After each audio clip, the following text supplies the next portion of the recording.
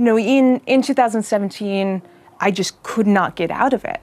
Increasing thoughts of self-harm, increasing thoughts of taking my own life, just this really dark place. And the thoughts just kept on kind of spiraling. And I reached a point where I knew it was bad enough that I had to share it. It got to the point where I phoned up aid, and I don't really want to mention it on camera, but yeah, it got pretty heavy.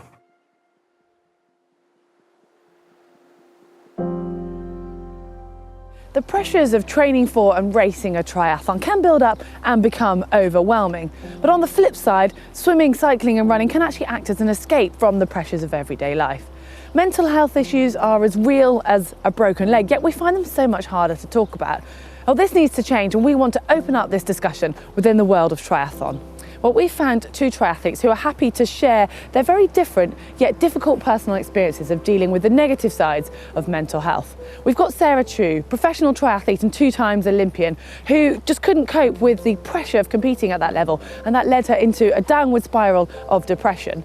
Well, also, we have Matt Pritchard, star from the UK TV show Dirty Sanchez, who found himself getting addicted to drugs and alcohol and then also leading him into depression. But he then found triathlon as a way to help deal with his issues. Mental health issues, and specifically depression, can be triggered by numerous factors, and these obviously vary significantly from person to person. Equally, the levels and depths of that depression will be different for each individual. For Sarah, it was the pressure of training for and then competing at an Olympic Games.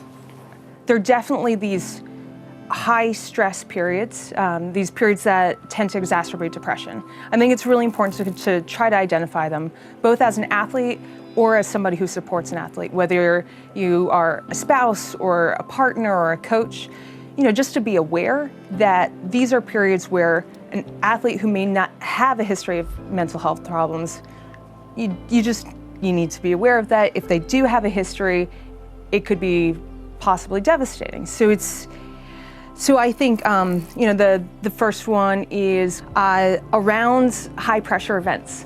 So before and after the Olympic Games, both my Olympic Games, like 4th place in 2012, I had depression as well. But it's very common. So this is something that's unspoken. Like if you're somebody who's built up to a marathon, if you build up to an Ironman, it's very common to experience depression post-event. So I think that's something to be aware of. Injury, illness, this is a big one, overtraining. So there is totally a correlation between overtraining and depression. And this is something that probably my biggest takeaway from my career is that, I was, like most triathletes, towing the line with overtraining or going over it for an extensive part of my career. Knowing what triggers these poor episodes of mental health for you or others close to you is important, but recognizing the signs of depression and then accepting it is often the hardest part. There's still this stigma around mental health, but I really feel that the more we talk about it, the easier it's going to be for those who are suffering to find the help that they need. Yeah, I think the biggest thing for me is I went through a period of pretty severe depression in 2017. It was, the tail end of, I would actually say, very prolonged period of low-level depression.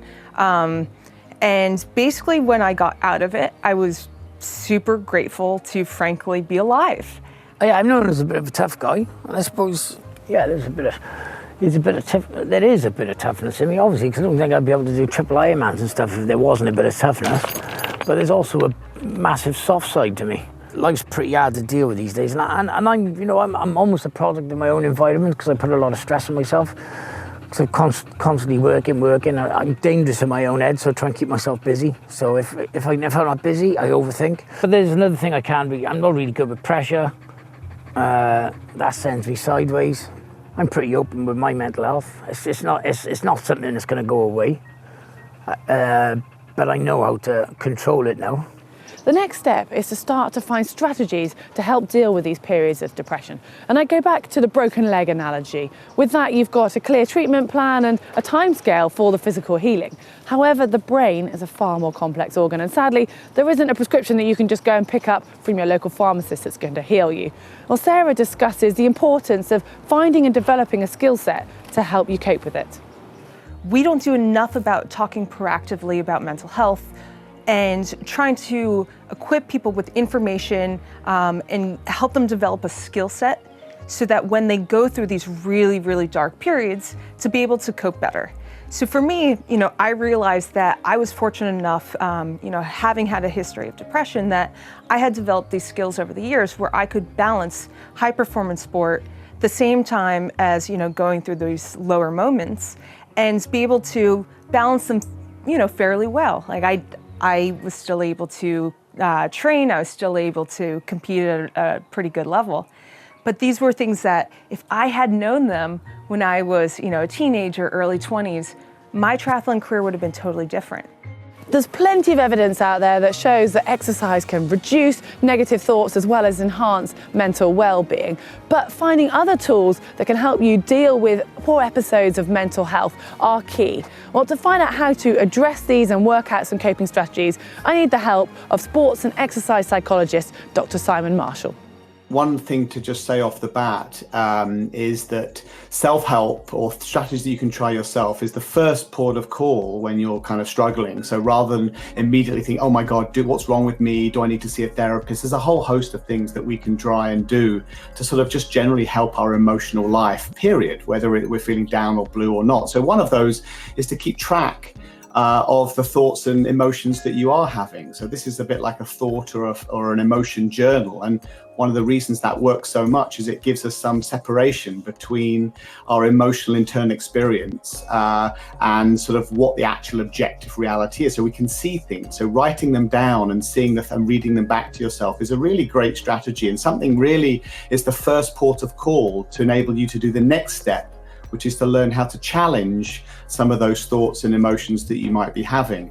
And that's certainly where psychotherapy or clinical psychology begins, but we can do this ourselves. And there are a bunch of resources that you can get online. If you just Google, for example, thought journal or emotion journaling, or there's even apps now to help you do that. It's a really good sort of exercise to get into. One technique that's really helpful is called detachment or grounding. And again, a lot of psychologists use this too. And it's for those that it's when you're feeling as though it's a little bit more severe than normal. So we often use kind of a 6 out of 10 scale of like emotional pain. I'm really feeling as though now I'm struggling. I find I am withdrawing a bit. I'm struggling to get out of the house, sort of things that were previously were enjoyable and no longer. And it's not just this ever-present thing that comes around with me. It's now actually become a bit more intense. So a detachment training is simply to get you out of your own head.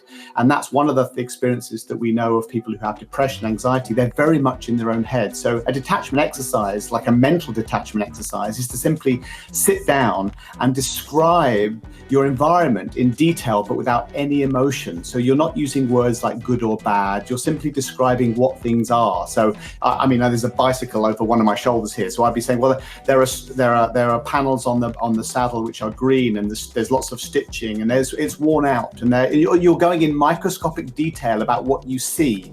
And what that does, it gives you a little bit of immediate sort of relief, because it's a distraction technique. It gives you a little bit of immediate relief from your emotional experience, because what we're trying to do is to say, you are not your emotional experience. You've convinced yourself, if I feel, for example, hopeless, that I am hopeless. We've tricked ourselves into thinking those two are the same thing. So detachment techniques help you get some separation for that.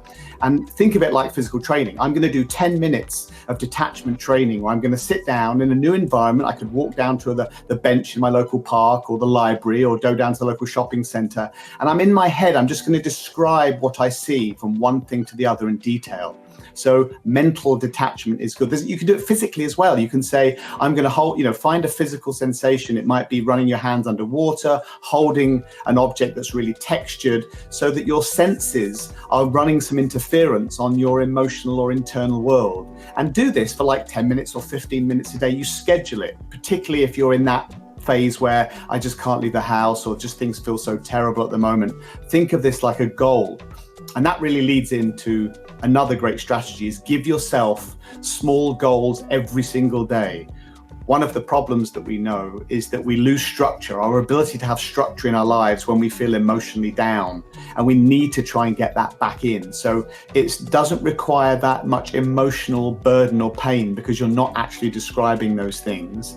And you have to see this. And of course it is an effort. And this is the paradox of self-help, is that we're trying to use the problem, our mind, to fix the problem, our mind. So of course it's really difficult. So this leads into another strategy, is get help.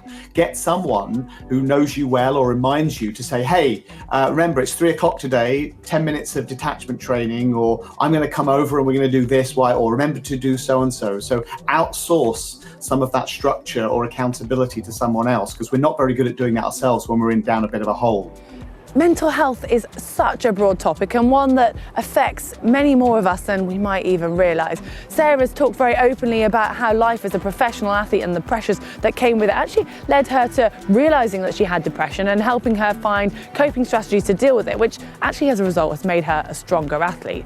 Well, Matt's experience, however, is completely different in the fact that he is so passionate about the positive effects that he gets from competing as an age group athlete in triathlon. So much so that he's actually planning on doing a Deca Ironman soon. That's 10 Ironmans in a row.